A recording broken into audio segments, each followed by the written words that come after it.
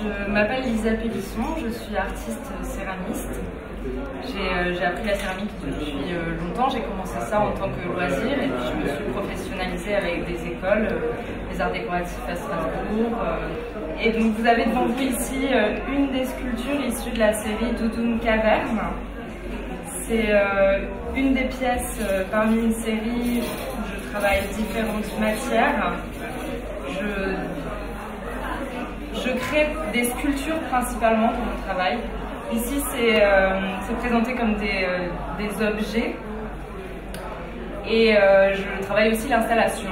Donc des fois, c'est des sculptures beaucoup plus grandes qui supposent la disproportion au sein même de l'image que je veux travailler. Et là, au début, c'était une forme de critique sur la doudoune, donc la doudoune que les gens vont porter tous les jours, partout dans la rue. Et j'aime bien justement réfléchir à essayer de creuser des images sur lesquelles on n'a pas l'habitude de réfléchir forcément. Donc des fois c'est des clichés, des fois c'est des choses tellement ancrées dans nos habitudes visuelles que je cherche avec la céramique à creuser ça et trouver un questionnement. Là, c'est par rapport à la matière, donc on a l'illusion de plisser et en même temps, c'est complètement figé. Et puis, la céramique me permet intuitivement et aléatoirement, dans sa chimie, dans sa magie, d'arriver dans des formes qui s'éloignent le plus possible de cette image pour, j'espère, toucher aussi l'autre, toucher dans l'imaginaire de chacun. Et alors, vous êtes face à une pièce que j'ai créée il y a 3-4 ans pendant mon diplôme aux arts décoratifs à Strasbourg. Et donc ici vous avez cette pièce qui s'appelle Pouce Écran qui a délibérément perdu son ongle. Et c'est une pièce qui est arrivée pour moi suite à une lecture d'un écrivain américain que j'aime beaucoup. Et en fait, ce que je cherche aussi toujours, c'est que ça aille ailleurs. Donc j'ai de la peine à dire d'où vient cette référence. Ça vient de Brotica, d'un américain super écrivain. Mais du coup, dans mon travail à cette période-là, j'amenais beaucoup d'empreintes dans mes pièces.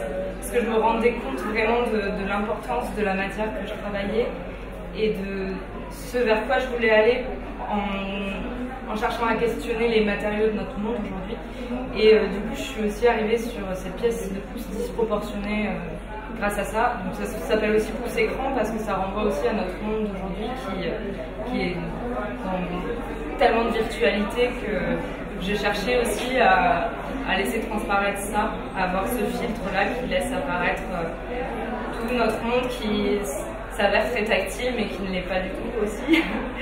Et voilà, ici vous avez une pièce qui s'appelle Siège de maître nageur qui, elle, c'est aussi encore assez humoristique sur une pièce que j'avais envie de créer qui aurait pu être surdimensionné comme un vrai siège de maître nageur, mais qui, à ma portée, dans mon geste d'artiste, j'ai préféré en faire une petite maquette déformée, luisante.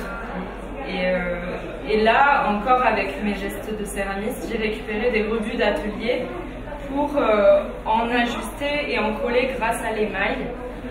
Donc on a des morceaux qui sont vraiment de l'ordre du débris, du déchet, et grâce à l'émail et à ce collage, je cherche à sublimer et à créer des formes, voilà, mais des formes construites en émail et figées en céramique.